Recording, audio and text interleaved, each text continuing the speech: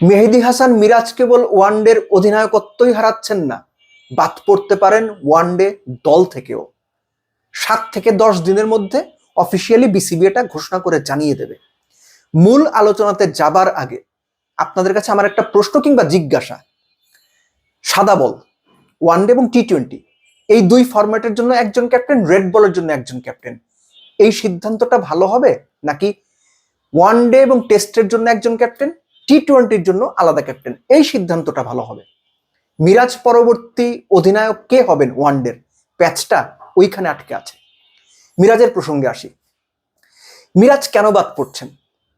আমরা জানি মিরাজের ক্যাপ্টেন্সি কেমন, ক্যাপ্টেন হিসেবে মিরাজের পারফরমেন্স কেমন, মাঠের ক্রিকেটে মিরাজ ইদানিং কি ধরনের কার্যকলাপ করছেন, কিন্তু আপনার আমার জানা বোঝাতে কিছু যায় আসে না।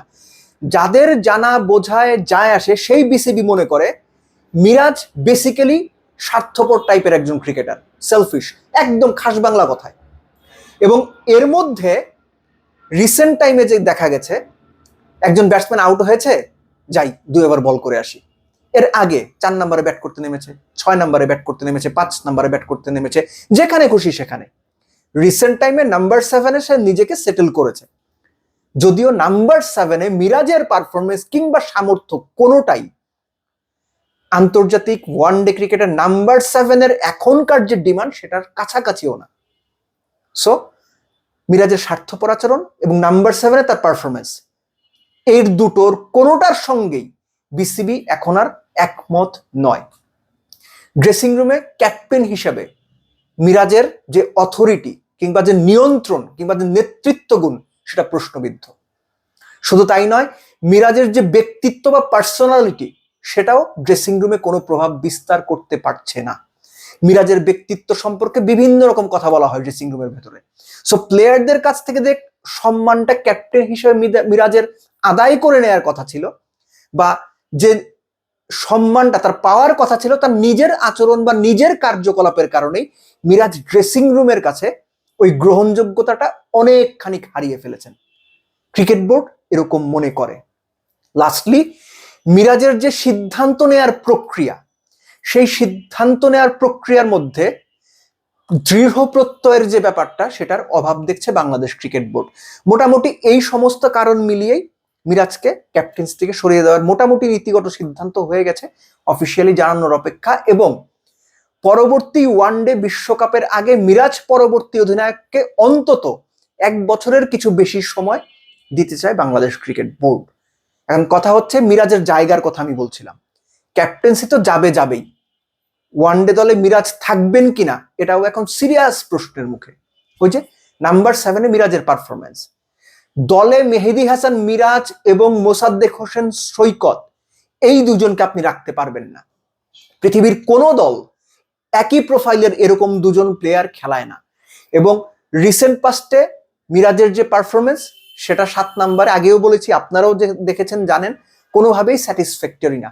সো যে জায়গাতে মিরাজ পারফর্ম করতে পারছেন না, ওই জায়গাতে খেলানোর জন্য মিরাজকে কেন দলে রাখা হবে? সূর্যা কুমার যাদবের সঙ্গে যেটা হয়েছে, শুধু ক্যাপ্টেন্সি যায়নি, দল থেকেও বাদ পড়েছেন। মিরাজের ক্ষেত্রেও সেটাই হতে পারে, ক্যাপ্টেন্সি যাবে শিওর, দল থেকে বাদ পড়ার সম্ভাবনাও যথেষ্ট বেশি। এখন আসি পরবর্তী ক্যাপ্টেনের যে বিষয়টা। সাদা বল লাল বলের প্রশ্ন কেন করেছিলাম? Shanto white ball captain, red ball captain, টি-20 ক্যাপ্টেন লিটন দাস। এখন শান্তকে যদি ওয়ানডে ক্যাপ্টেন করা হয়, তাহলে ওয়ানডে এবং টেস্ট দুটোর ক্যাপ্টেন্সি শান্তর কাছে, শান্তর বাদ দিয়ে টি-20 ক্যাপ্টেন থাকবেন শুধুমাত্র লিটন দাস।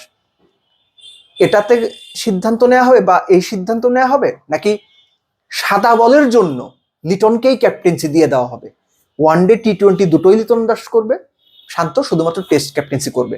দুটো আলোচনায় ক্রিকেট বোর্ডের মধ্যে আছে, কিন্তু রিসেন্ট টাইমে যে লিটনের বিসিবিকে না জানিয়ে, বিসিবির অনুমতি না নিয়ে ইনজুর্ড হয়ে দেশে ফিরে জিম্বাবুয়ে থেকে আবার চীন দেশ সফর করতে গেলেন, সেটা নিয়ে বিসিবি তাকে তলব করলো, তার জবাবদিহিতা চাইতে হলো।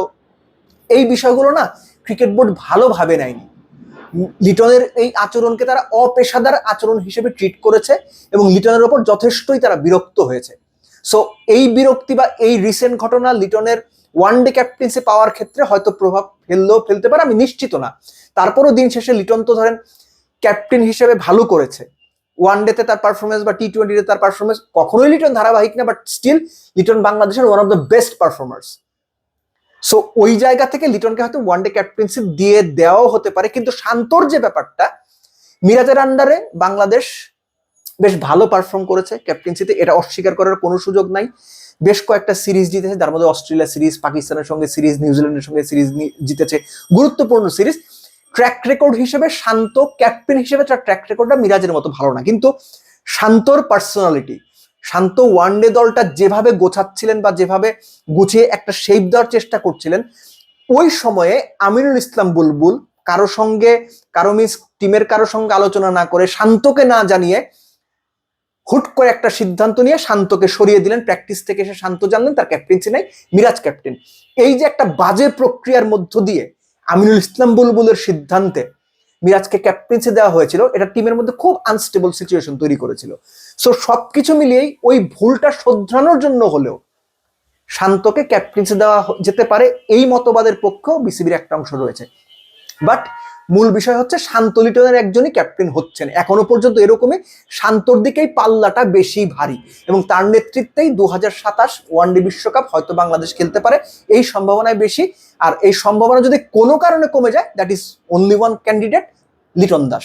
সো মিরাজের ওয়ানডে চ্যাপ্টার, ওয়ানডে ক্যাপ্টেন্সির চ্যাপ্টার দুটোই একসঙ্গে শেষ হতে পারে। ক্যাপ্টেন্সির চ্যাপ্টার শেষ হচ্ছে, দ্যাটস ফর শিওর। কি কি কারণে সেটা তো আগেই বলেছি, মিরাজ নিজেও এগুলো জানেন। এবং মোস্ট ইম্পর্টেন্টলি, মিরাজের সঙ্গে এরই মধ্যে ক্রিকেট বোর্ডের নীতি নির্ধারণী পর্যায়ে যারা আছেন, ক্যাপ্টেন্সি থেকে তাকে সরানোর ব্যাপারে আলোচনা করেছেন। মিরাজকে স্পষ্ট মেসেজ দেওয়া হয়েছে, এবং কি কি কারণে সরানো হচ্ছে বা সরানো হতে পারে এই বিষয়গুলো সম্পর্কে মিরাজকে জানানো হয়েছে। সো মূল বিষয়টা হচ্ছে যে আমিনুল ইসলাম বুলবুল যেটা করেছিলেন, যে শান্তকে না জানিয়ে মিরাজকে ক্যাপ্টেন্সি দিয়েছিলেন, এই ক্রিকেট বোর্ড ওই বাজে প্র্যাকটিসের মধ্যে যেতে চায় না, বা যাইতে চাচ্ছে না, বা যায়নি। তারা মিরাজকে মেসেজ ডেলিভার করে দিয়েছে। সো মিরাজ সম্ভবত সবকিছু বিবেচনা করেই এলপিএল এ খেলতে গেছেন। মিরাজ কামব্যাক করবেন, এমনও হতে পারে যে মিরাজ আস্তে আস্তেই জানবেন যে তার ক্যাপ্টেন্সিটা নেই, অফিসিয়াল ঘোষণা হয়ে গেছে। সো সময়ের অপেক্ষা করেন। বাট ক্যাপ্টেন যেই হোক, তার উপরে গুরুদায়িত্ব দলটাকে ঠিকঠাক মতো গুছিয়ে নেওয়ার, নাম্বার 7-এ কাকে খেলানো হবে সেই হিসেব করার, ওপেনিং এ সাইফ থাকবেন কিনা সেই হিসেব করার, অনেক রকম হিসেব নিকেশ আছে। এবং বিশ্বকাপের আগে কোন পেস বোলারকে কতটুকু রেস্ট দিতে হবে, আবারও জিম্বাবুয়ের সঙ্গে কিংবা আয়ারল্যান্ডের সঙ্গে খেলিয়ে মুস্তাফিজ, নাহিদ রানা, শরীফুলদের ইনজুর্ড করা হবে কিনা, এরকম অনেক সিদ্ধান্তের ব্যাপার আছে। কিন্তু যে ক্যাপ্টেন হবেন তাকে অন্তত 1 বছরের কিছু বেশি, 14-15 মাস সময় বিসিবি দিতে চায়, যেন ক্যাপ্টেন হিসেবে দলটা গুছিয়ে নিয়ে যেই ক্যাপ্টেন হোক বিশ্বকাপে যেতে পারেন।